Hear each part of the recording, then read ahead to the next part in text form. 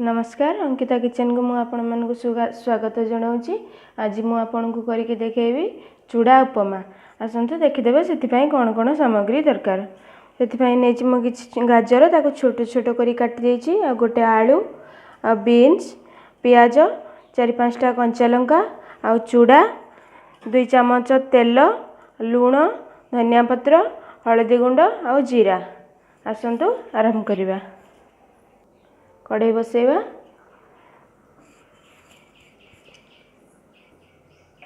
कढ़ई आमर गरम हो गलानी से तेल देदेबा।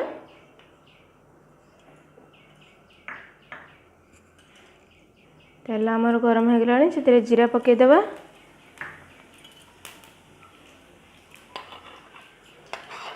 प्याज पकेदेबा।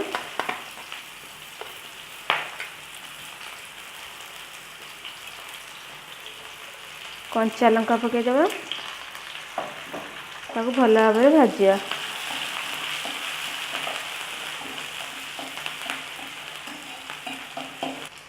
प्याज आमर भाजी हो गलानी से बीन्स पकेदेबा गाजर पकेदेबा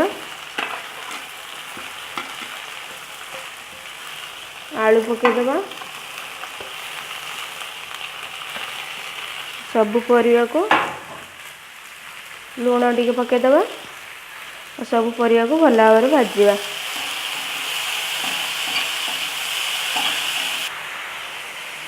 हलदी गुंड पकेदेबा और भल भाव में गोलैदेबा।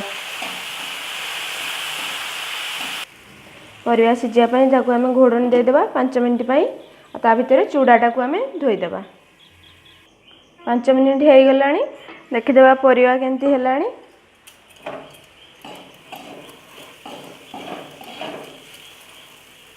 परिवा सब सिझी गला से आम धोईकी रखिथिबा चूड़ा पकेदेबा।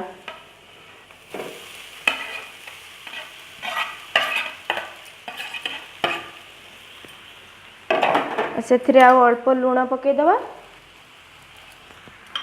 ताकू भल भाव में गोलैदेबा।